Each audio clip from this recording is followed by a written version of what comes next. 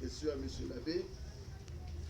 Radio Bango eza combo epima na kati ya conférence de presse où Salema, c'était au mois d'avril il y a 2004 awa kaka na Kimpese lero wana nazoya pour la prospection suka na yango nasasaki point de presse kuna na epai ya honorable Ndama Musunda epai ISTC eza lelo conférence de presse esalemaki kuna et puis na kati ya conférence de presse pe ya Sonam le DG sangana ya ime bango bazaki place moko na ndeko na biso maimona ya Kafot bango mibale naloba babutikaki eloko wana bango nde bakanisaki babi te ndeko aye na radio awa azoloba moi le nom que je vais amener c'était Radio Mondo.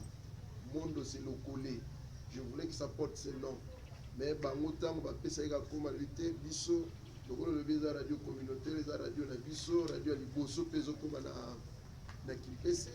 Nous voulons que comme Kimpese est connu sous le nom la code ya bappellation na lero wana parce qu'on sortait de la guerre oui bane koleka basoda oyo bazalaki ya bane kobia soki alobi bangu c'était Kimpese.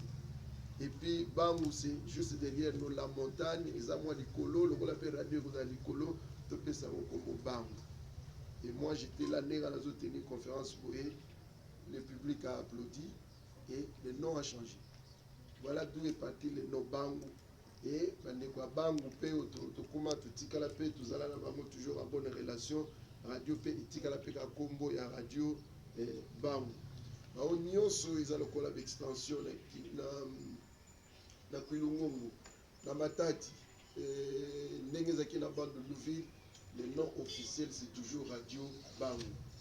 Je dois préciser que depuis un certain temps nous avons évolué parce que tubanaye koloba mingi na baneo elekaki baloba Radio Bangu, Bangu TV, Bangu Net parce qu'on avait aussi les cybercafés, l'internet avec nous ici.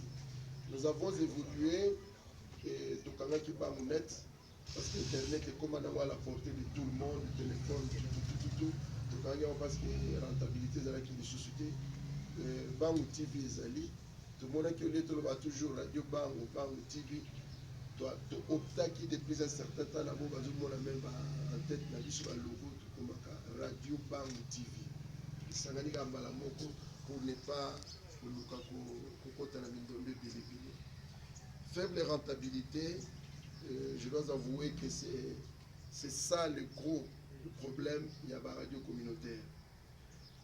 Je dois féliciter Bonio Solokola ngai peut-être nazaki na ba moyen penza koka penza te epele ba compte na banque to nini pour faire la radio na lerwana bande ko mususu pe j'en connais dans le pays où bazana ba moyen amoni penza bino il faut na fumo la radio parce que les moyens sont là, les moyens sont disponibles mais après ils étaient désagréablement surpris.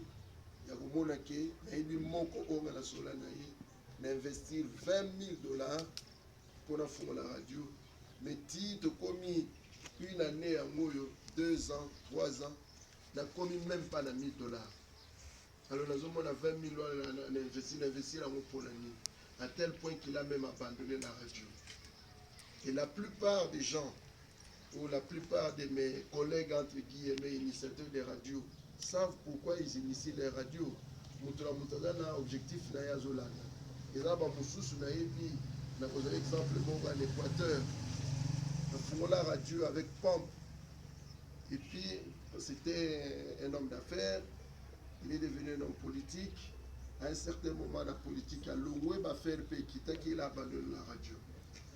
À un certain moment politique et Kozonga a récupéré la radio pour des intérêts politiques. Tout simplement ça la propagande, ainsi de suite, tout ça. C'est pour dire que radio communautaire, radio locale, radio communautaire, si vous visez d'abord la rentabilité, vous pouvez dans un très bref délai.